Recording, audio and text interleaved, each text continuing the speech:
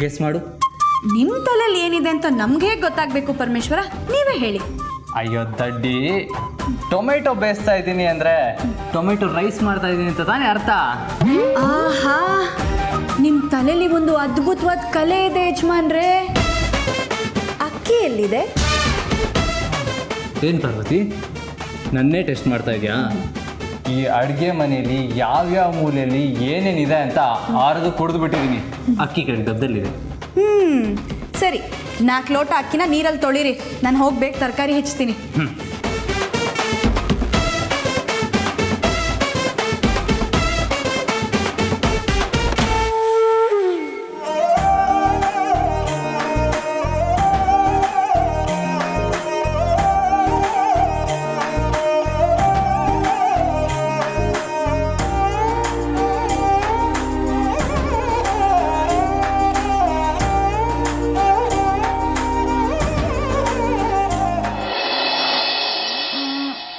ಎಲ್ಲಿ ಹೋಗ್ಬಿಟ್ರು ಚಿಕ್ಕ ಯಜಮಾನ್ರು ಕಾಣ್ತಿಲ್ವಲ್ಲ.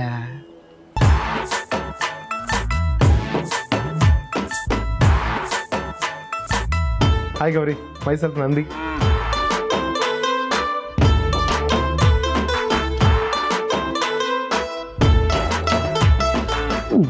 ಗೌರಿ, ನಾನು ನಿನ್ನ ಫ್ರೆಂಡ್ ಅಲ್ವಾ, ಓದಿಬಾರ್ದು.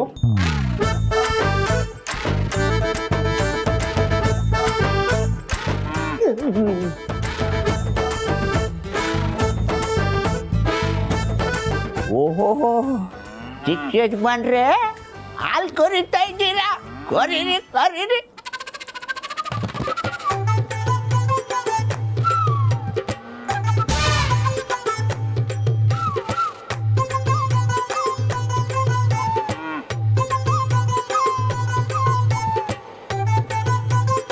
ಚಿಕ್ಕ ಯಜಮಾನ್ರೆ, ಕಾಲ್ ಮೇಲೆ ಕಾಲು ಹಾಕೊಂಡು ಬಾದಾಮಿ ಹಾಲು ಕುಡಿತಾ ಇದ್ರಿ, ಇಲ್ಲಿ ಬಂದು ಹಾಲು ಕರಿಯಂಗೆ ಆಗೋಯ್ತಲ್ಲ.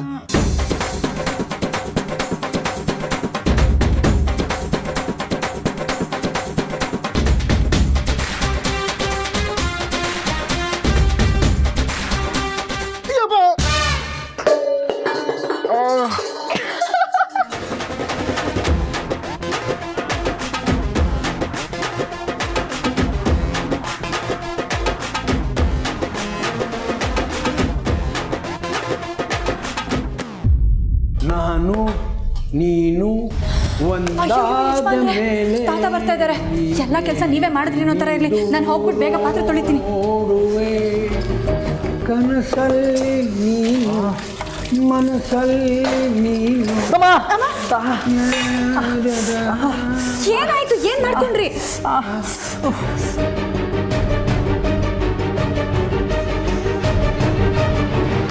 ನೋಡ್ಕೊಂಡು ಪಾತ್ರೆ ಮುಟ್ಟೋದಲ್ವಾ, ಆತರ ನಿಮ್ಗೆ.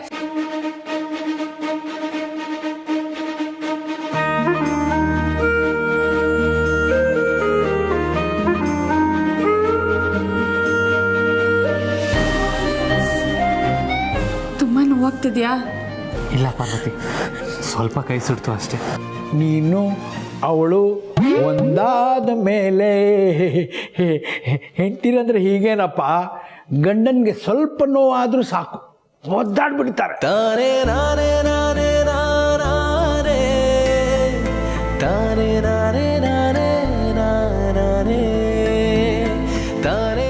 ಏನಾಗಲ್ಲಮ್ಮ, ಸ್ವಲ್ಪ ಕೊಬ್ಬರಿ ಎಣ್ಣೆ ಹಚ್ಚಿದ್ರೆ ಸಾಕು, ಎಲ್ಲ ಸರಿ ಆಗುತ್ತೆ.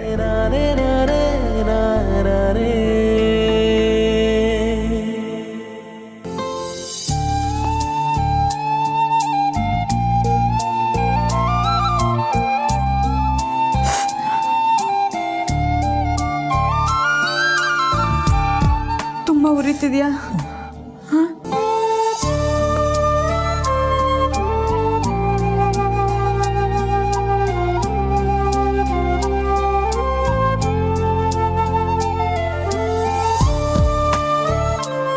ಉರಿ ಕಮ್ಮಿ ಆಯ್ತಾ?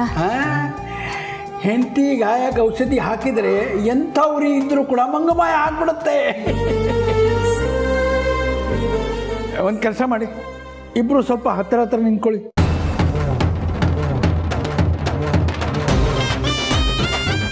ನಾಚ್ಕೋಬೇಡಿ, ನಿಂತ್ಕೊಳ್ಳಿ. ಹೋಗಪ್ಪ, ನಾಚ್ಕೋತಾನೆ.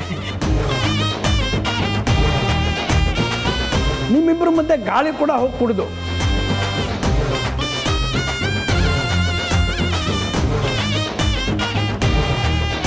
ಭುಜದ ಮೇಲೆ ಕೈ ಹಾಕೋ.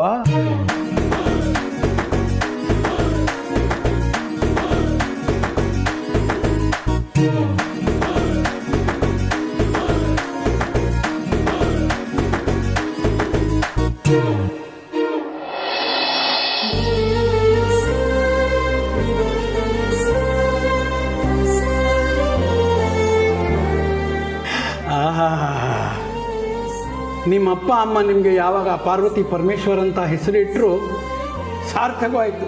ಹಾಗೇ ಇದ್ದೀರಾ. ಅಯ್ಯೋ, ನನ್ನ ದೃಷ್ಟಿನೇ ಬೀಳುತ್ತೆ. 100 ವರ್ಷ ಚೆನ್ನಾಗಿ ಬಾಳಿ. ಹೌದು, ನಾನು ಯಾಕೆ ಇಲ್ಲಿ ಬಂದೆ? ಓಹ್, ಬಿಸಿನೀರು ಕುಡಿಯೋಕ್ಕೆ.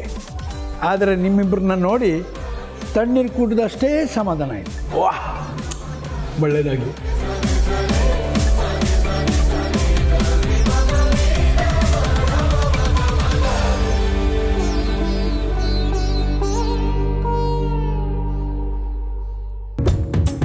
ಅಯ್ಯಯ್ಯೋ ಚಿಕ್ಕ ಯಜಮಾನ್ರೆ ಬಿದ್ದೋಗ್ಬಿಟ್ರ.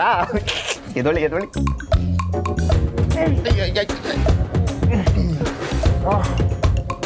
ಚಿಕ್ಕ ಯಜಮಾನ್ರೆ ಜೋರಾಗಿ ಏಟಾಯ್ತಾ? ಇಲ್ಲ, ಛೇ, ಪ್ರೀತಿ ಮಾಡ್ಬೇಕು ಇಷ್ಟು ಕಷ್ಟಪಡಲಿಲ್ಲ. ಈ ಹಸುಗೆ ಒದ್ಸ್ಕೊಂಡ್ಬಿಟ್ರಲ್ಲ, ಇದು ನಂಗೆ ಬೇಕಾಗಿತ್ತಾ? Okay, relax. ನಿಮಗೆ ಬೇಕು ಅಂದಾಗ ಪ್ರೀತಿ ಮಾಡಿ, ಬೇಡ ಅಂದಾಗ ಪ್ರೀತಿನ ಬಿಡೋದಕ್ಕೆ ಅದು ಬಾಮು ಟೀ ಅಂಗಡಿಲಿ ಸಿಗುವಂತ ಗುಲ್ಕನ್ ಅಲ್ಲ. ಲವ್, ಪ್ಯಾರ್. ಅರ್ಥ ಆಯ್ತಾ? ಲೋ ರಾಜ್ ವಿಷ್ಣು, ಮಗು ಅಳ್ತಾ ಇದೆ, ಅಮ್ಮನ ಮಾತು ಕೇಳ್ತಿಲ್ಲ ಅನ್ನೋ ಮಾತ್ರಕ್ಕೆ ಅಮ್ಮ ತನ್ನ ಮಗು ಬಿಟ್ಬಿಡಲ್ಲ. ನಾನು ಫೋರ್ಸಲ್ಲಿ ಜೋಶಲ್ಲಿ 2 ಮಾತು ಹೇಳ್ದೆ, ಅದನ್ನೇ ಇಟ್ಕೊಂಡು ಓವರ್ ಆಕ್ಟ್ ಮಾಡ್ಕೊಂಡು ಜನಿಗೆ ಹಾಕೊಡ್ತಾ ಇದ್ಯಾ? ಗುಂಬಿಡ್ತೀನಿ ಡಬ್ಬ. ಕ್ಷಮಿಸಿ ಚಿಕ್ಕ ಯಜಮಾನ್ರೆ, ಅದು ನೆನ್ನೆಯಿಂದ ಅಜ್ಜಿ ಕ್ಯಾರೆಕ್ಟರ್ ಮಾಡಿ ಬೋರ್ ಆಗೋಗ್ಬಿಟ್ಟಿತ್ತು. ಅದಕ್ಕೆ ಫ್ಲೋನಲ್ಲಿ ಒಂದು 4 ಡೈಲಾಗ್ ಬಿಟ್ಬಿಟ್ಟೆ. ಹೋಗ್ಲಿ ಬಿಡು ಪ್ರೀತು, ಕಷ್ಟಪಟ್ರೇನೆ ಅಲ್ವಾ ಸುಖ ಸಿಗೋದು. ನೀನು ಹಿಂದಿನ ದಿನಗಳನ್ನ ನೆನ್ಪು ಮಾಡ್ಕೊಂಡು ನೋಡು. ನನ್ನ ಪ್ರೀತಿ ಮಾಡೋದಕ್ಕೆ ಎಷ್ಟು ಪರದಾಡ್ದೆ, ಆಮೇಲೆ ಅದನ್ನು ಉಳಿಸ್ಕೊಳ್ಳೋದಕ್ಕೆ ಎಷ್ಟು ಒದ್ದಾಡಿದೆ. ಆದರೆ ಈಗ ಆ ಪ್ರೀತಿಯನ್ನು ಅಗ್ನಿ ಪರೀಕ್ಷೆಯಲ್ಲಿ ಎಷ್ಟು ಹೋರಾಡ್ತಾ ಇದೆಯಾ. ಅದರಲ್ಲಿ ನೀನು ಗೆಲ್ಲಬೇಕು ಪ್ರೀತು. ನಿನ್ನ ಸಪೋರ್ಟ್ಗೆ ಅಂತ ನಿಮ್ಮ ಮನೆಯವ್ರು ಬಂದಿದ್ದಾರೆ. ಅವರೆಲ್ಲ ಎಷ್ಟು ಕಷ್ಟಪಡ್ತಿದ್ದಾರೆ. ನೀನಿಷ್ಟು ಚಿಕ್ಕ ಕೆಲಸ ಆಗಲ್ಲ ಅಂತ ಹೇಳಿದ್ರೆ ಮುಂದೆ ದೊಡ್ಡ ಸಮಸ್ಯೆ ಬಂದರೆ ಅದನ್ನು ಹೇಗೆ ಎದುರಿಸ್ತೀಯ ಪ್ರೀತು? ಪ್ರೀತಿನ ಯಾರು ಬೇಕಾದರೂ ಮಾಡ್ಬೋದು, ಆದರೆ ಅದನ್ನು ಉಳಿಸ್ಕೊಳ್ಳೋದೆ ದೊಡ್ಡ ಸವಾಲು. ಅದನ್ನು ಮೀರಿ ನೀನು ನಿಲ್ಲಬೇಕು ಪ್ರೀತು. ಹೌದು ಜನನಿ, ನೀನು ಹೇಳ್ತಿರೋ ಸರಿಯಾಗಿದೆ. ಬರೀ ಸುಖದ ಸುಪ್ಪತ್ತಿಗೆಯಲ್ಲಿ ಬೆಳೆದಿರೋ ನನಗೆ ಕಷ್ಟ ಇರಲಿ, ಕೆಲಸ ಅಂದ್ರೇ ಗೊತ್ತಿರಲಿಲ್ಲ. ಈಗ ಅದರ ಎಫೆಕ್ಟ್ ಗೊತ್ತಾಗ್ತಾ ಇದೆ. ಜನನಿ, ನೀನು ನನ್ನ ಜೊತೆಗಿದ್ರೆ ಪ್ರಪಂಚನ ಗೆಲ್ಲುವಷ್ಟು ಧೈರ್ಯ ಬರುತ್ತೆ ನನಗೆ.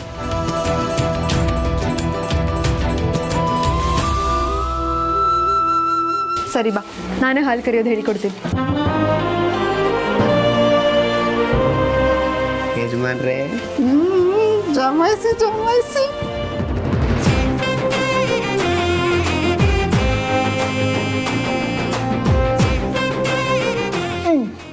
ಕುತ್ಕೋ, ನೀರು ಹಾಕು.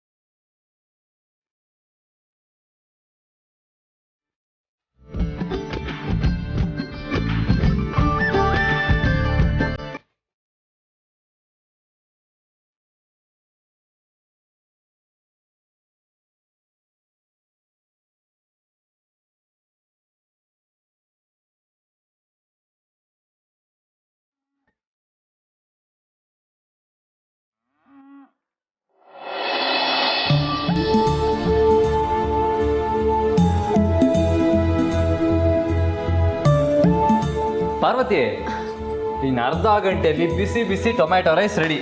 ತಿಂಡಿ ಏನೋ ನೀನೇ ಮಾಡಿದ್ದು, ಆದರೆ ಕ್ರೆಡಿಟ್ ನನಗೆ ಬರಬೇಕು. ಯಾಕೆ ಹೇಳು? ಟೊಮೆಟೊ ರೈಸ್ ಮಾಡೋಣ ಅಂತ ಐಡಿಯಾ ಕೊಟ್ಟಿದ್ದು ನಾನೇ ಅಲ್ವಾ? ಯಜಮಾನ್ರೆ, ಅದಕ್ಕೂ ಮೊದಲು ಮಜ್ಜಿಗೆ ತಯಾರು ಮಾಡಬೇಕು. ಮಜ್ಗೆನಾ? ಪಾರ್ವತಿ, ಮಜ್ಗೆ ಯಾಕೆ? ಈ ಮನೆಗೆ ಸೇರಿದ್ದಾಯ್ತು, ಮನೆ ಕಟ್ಟೋದಕ್ಕೆ ಪಾಯ ಹಾಕ್ದಾಗೆ ಜನನಿಯವ್ರ ತಂದೆ ಮನ್ಸು ಗೆಲ್ಲೋದಕ್ಕೆ ಅಡಿಪಾಯ ಹಾಕ್ಬೇಕಲ್ವಾ? ಅದಕ್ಕೆ ಏನು ಮಾಡೋಣ ಅಂತ್ಯಾ? ಅವ್ರ ಮನಸ್ಸು ತಂಪಾಗಿರಲಿ ಅಂತ ಮಜ್ಜಿಗೆ ಮಾಡಿಕೊಟ್ಟು ಮಾತು ಶುರು ಮಾಡೋಣ. ಶ್ರೀಮಂತರೆಲ್ಲ ಕೆಟ್ಟೋರಲ್ಲ ಅಂತ ಮನವರಿಕೆ ಮಾಡೋಣ. ಹೆಂಗೆ? ನಾನು ಮಾತಾಡ್ತೀನಿ, ನೀವು ಆರಾಮಾಗಿ ಸುಮ್ಮನೆ ನಿಂತಿರಿ ಸಾಕು. ಐಡಿಯಾ ಏನೋ ಚೆನ್ನಾಗಿದೆ ಪಾರ್ವತಿ, ಆದರೆ ಹುಷಾರು. ಅಯ್ಯೋ ಯಜಮಾನ್ರೆ, ಈ ಹೆಂಡ್ತಿನ ತವ್ರ ಮನೆಗೆ ಕಳಿಸ್ಬೇಕಾರೆ ಹುಷಾರು ಅಂತ ಗಂಡ ಹೇಳ್ತಾನಲ್ಲ, ಹಾಗೆ ಹೇಳ್ತಾ ಇದ್ದೀರಾ. ಹೋಗಿ ಒಂದು ಪಾತ್ರೆ ನೀರು ತೊಗೊಂಬನ್ನಿ, ಮಜ್ಜಿಗೆ ಮಾಡೋಣ.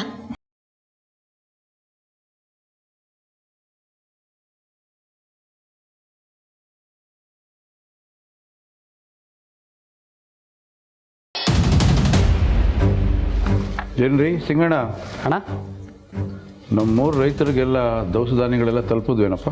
ಹಾಂ ತಲುಪ್ತಣ್ಣ. ಸಾಕಾಯ್ತು ಎಲ್ರಿಗೂ? 6 ತಿಂಗಳಿಗೆ ಆಗೋಷ್ಟು ಕೊಟ್ಟಿದ್ದೀವಣ್ಣ. ಯಾರನ್ನಾರು ಮರ್ತಿದ್ರೆ, ಇನ್ಯಾರಿಗಾರು ಬೇಕು ಅಂತ ಅನಿಸಿದ್ರೆ ನಮ್ಮ ಹತ್ರ ಬಂದು ಕೇಳಿದ್ರೆ ಇಲ್ಲ ಅನ್ಬೇಡ. ಆಯ್ತಣ್ಣ. ಅರ್ಥ ಆಯ್ತಾ? ಆ ನರಸಾಪುರದಲ್ಲಿ ಅದೇ ಆ ಮಗು ಹೇಳ್ತಲ್ಲ, ಯಾರದು ರೈತರು? ಅದೇ ಅಣ್ಣ, ಸಾವಯವ ಕೃಷಿ. ಹಾಂ, ನೆನ್ನೆ ಅವ್ರನ್ನ ಬರೋಕ್ಕೆ ಹೇಳಿದ್ನಲ್ಲ, ಯಾಕೆ ಬಂದಿಲ್ಲ ಅವರು? ಬರೋಕ್ಕೆ ಹೇಳಿದ್ದೀನಿ ಅಣ್ಣ, ಬರ್ತಾ ಇದ್ದಾರೆ. ನಾಳೆ ಕೆಲಸನ ಇವತ್ತು ಮಾಡಬೇಕು, ಇವತ್ತಿನ ಕೆಲಸನ ಈಗಲೇ ಮಾಡಬೇಕು, ಆಗಲೇ ಮನುಷ್ಯ ಉದ್ಧಾರ ಆಗೋದು. ನೆನ್ನೆ ಕೆಲಸ ಮಾಡಬೇಕಾಗಿತ್ತಲ್ಲ, ಫಸ್ಟ್ ಕರೆಸೋ, ಅದನ್ನ ಮುಗಿಸ್ಬೇಡ. ಸರಿ ಅಣ್ಣ, ಆಯಿತು. ಹಾಂ.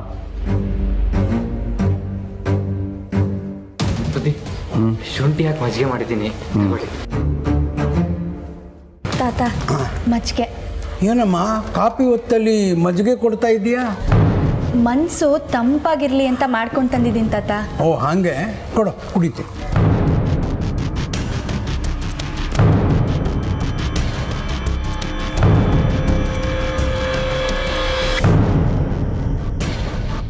ತಾತ, ಇದಕ್ಕೂ ಮುಂಚೆ ನೀವು ಯಾವ ಕೆಲಸ ಮಾಡ್ತಿದ್ರಿ? ಗವರ್ಮೆಂಟ್ ಕೆಲಸ ಮಾಡ್ತಿದ್ದಮ್ಮ. 40 ವರ್ಷ ಸರ್ವಿಸ್ ನಂದು.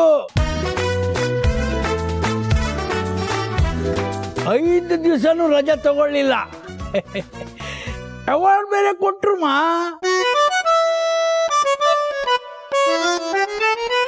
ನನ್ನ ರಜೆನ ಬೇರೆಯವ್ರಿಗೆ ಮಾರ್ತಿದ್ದೆ, ಸಂಪಾದನೆ ಮಾಡಿದ್ದನ್ನ ಹೆಂಡತಿ ಖರ್ಚು ಮಾಡ್ತಿದ್ದೆ. ಹಬ್ಬ ಹುಣ್ಣಿಮೆ ಅಂದ್ರೆ ಅವಳು ಸೀರೆ ಒಡವೆ ತಗೋತಾ ಇದ್ಲು, ನಾನು ಸಾಲ ತಗೋತಾ ಇದ್ದೆ.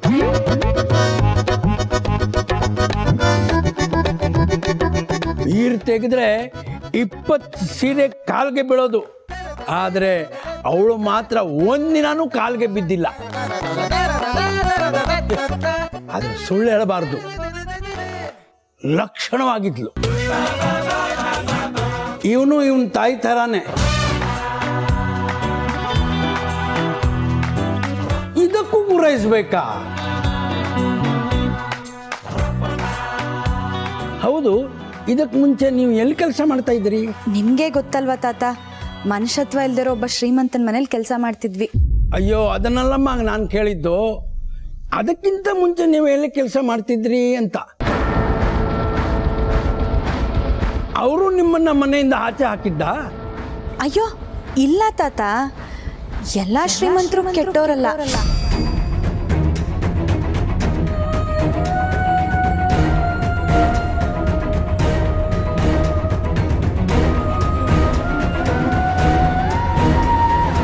ನಾವು ಮುಂಚೆ ಸಿಟಿಲಿ ಕೆಲಸ ಮಾಡ್ತಿದ್ವಿ. ಅವ್ರು ತುಂಬ ದೊಡ್ಡ ಶ್ರೀಮಂತರು, ತುಂಬ ಒಳ್ಳೆಯವರು. ನಮ್ಮನ್ನು ಬಡವರು ಅಂತಲೂ ನೋಡದೆ ಸರಿ ಸಮಾನವಾಗಿ ನೋಡ್ತಿದ್ರು ತಾತ.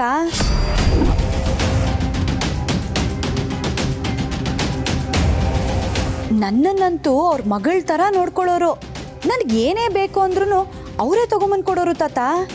ಪರವಾಗಿಲ್ವೇ? ಶ್ರೀಮಂತರಲ್ಲಿ ಕೂಡ ಇಷ್ಟು ಒಳ್ಳೆಯವರು ಇರ್ತಾರ? ಹೌದು ತಾತ, ಅವರು ದೇವ್ರ ಥರ. ಆ ದೇವ್ರ ಥರ ಇದ್ದಾರಲ್ಲ, ಅವ್ರ ಹೆಸರೇನಮ್ಮ?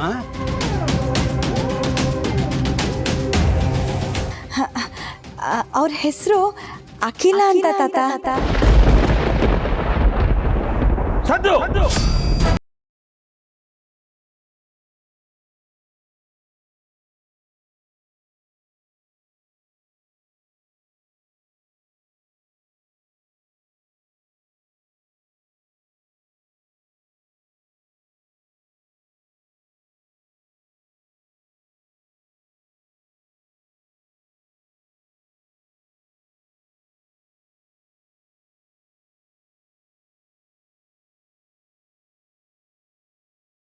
25 ವರ್ಷ ಈ ಕಿವಿಗೆ ಬೀಳದೆ ಇದ್ದಂಥ ಹೆಸರದು.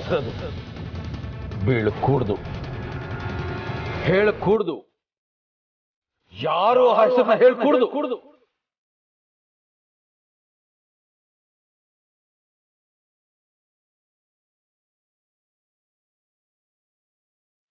ಇನ್ನೊಂದು ಸಲ ಈ ಮನೇಲಿ ಆ ಹೆಸರನ್ನ ಯಾರಾದ್ರೂ ಹೇಳಿದ್ರೆ ನಾನು ಮನುಷ್ಯನಾಗಿರೋಲ್ಲ.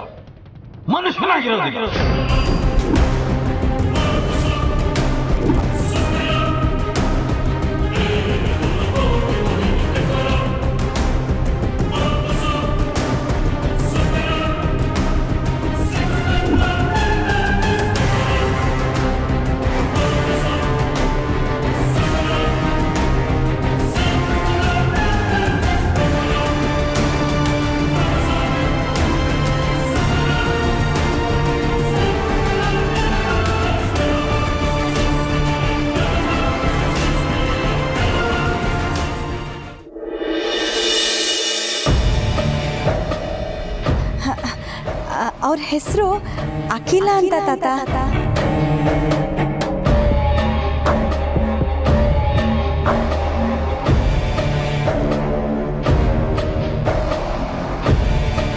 ನಿನಗೂ ಆ ಹೆಸರಿಗೂ 25 ವರ್ಷದಿಂದ ದ್ವೇಷ ಇದೆ ಅಂತ ಆ ಹುಡುಗಿಗೆ ಏನಪ್ಪ ಗೊತ್ತು? ಆಕಸ್ಮಿಕವಾಗಿ ಅವಳ ಬಾಯಿಂದ ಆ ಹೆಸರು ಬಂದಿರಬಹುದು, ಅಥವಾ ಆ ಹೆಸರಿರೋ ಬೇರೆ ಹೆಂಗಸರ ಮನೇಲಿ ಇವರೆಲ್ಲ ಕೆಲಸ ಮಾಡ್ತಿರೋದು. ಅಷ್ಟಕ್ಕೆ ನೀನು ಆ ಹುಡುಗಿ ಮೇಲೆ ಕೂಗಾಡೋ ಅವಶ್ಯಕತೆ ಇರಲಿಲ್ಲ. ಹಳೆ ಗಾಯ ಕೆದರಿದಷ್ಟು ಗಾಯ ಜಾಸ್ತಿ ಆಗತ್ತೆ ಹೊರತು ವಾಸಿ ಆಗಲ್ಲ. ಆಗಿರೋ ಘಟನೆನ ಮರ್ತು ಬಿಡು ಅಂತ ನಾನು ಹೇಳ್ತಾ ಇಲ್ಲ, ಅದರ ಹಿಂದೆ ಇರೋ ದ್ವೇಷನ ಮನಸ್ಸಿಂದ ತೆಗೆಯೋ ಪ್ರಯತ್ನ ಮಾಡೋ ಅಂತ ಹೇಳ್ತಾ ಇದ್ದೆ. ಅದರಿಂದ ಬರೀ ನೋವೇ ಹೊರತು ಯಾರಿಗೂ ಒಳ್ಳೇದಾಗಲ್ಲ.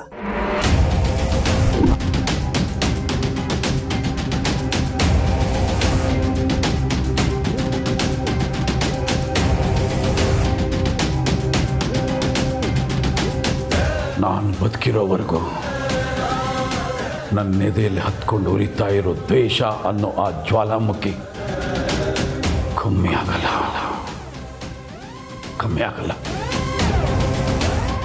25 ವರ್ಷದ ಹಿಂದೆ ಹಚ್ಚಿದ ಕಿಡಿ ಇನ್ನೂ ಹತ್ಕೊಂಡು ಉರಿತಾ ಇದೆ, ದಗ ಉರಿತಾ ಇದೆ. ನನ್ನ ಬದುಕಿನ ಎಲ್ಲ ಸಂತೋಷಗಳನ್ನು ಕಿತ್ಕೊಂಡಿದ್ದು ಅಖಿಲ ಅನ್ನೋ ಆ ಒಂದು ಹೆಸರು. ನಿರ್ಮಲವಾಗಿದ್ದ ನನ್ನ ಮನಸ್ಸನ್ನ ಕಲ್ಲು ಮಾಡಿದ್ದು ಅಖಿಲ ಅನ್ನೋ ಆ ಒಂದು ಹೆಸರು. ನನ್ನ ಜೀವನದಲ್ಲಿ ದ್ವೇಷ ಅನ್ನೋ ಕಾರ್ಮೋಡ ಕವಿಯೋದು ಕಾರಣ ಆಗಿದ್ದು ಅಖಿಲ ಅನ್ನೋ ಆ ಒಂದು ಹೆಸರು.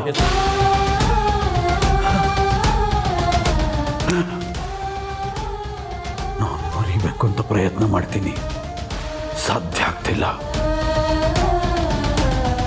ನಾನು ಮರಿಬೇಕು ಅಂದ್ಕೊಂಡಾಗಲೆಲ್ಲ ಹೆಚ್ಚಿಗೆ ಆಗ್ತಾ ಇರುತ್ತೆ. ಅದರಿಂದ ಕೋಪ, ವಿಕೋಪ, ಯಾರನ್ನೋ ಬೈದ್ಬಿಡ್ತೀನಿ, ಏನೇನೋ ಮಾತಾಡ್ಬಿಡ್ತೀನಿ, ಯಾರ್ದೋ ಮನಸ್ಸಿಗೆ ನೋವು ಮಾಡ್ತೀನಿ.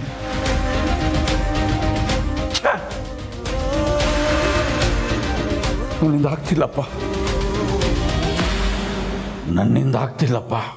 ಪರಿಸ್ಥಿತಿ ಸರಿ ಇಲ್ಲ ಅಂದರೆ ಮನಸ್ಥಿತಿ ಹಾಳಾಗತ್ತೆ. ಈಗ ನಿನಗೆ ಆಗಿರೋದು ಅದೇ. ಇದಕ್ಕೆ ಆ ಕಾಲನೇ ಉತ್ತರ ಕೊಡಬೇಕು.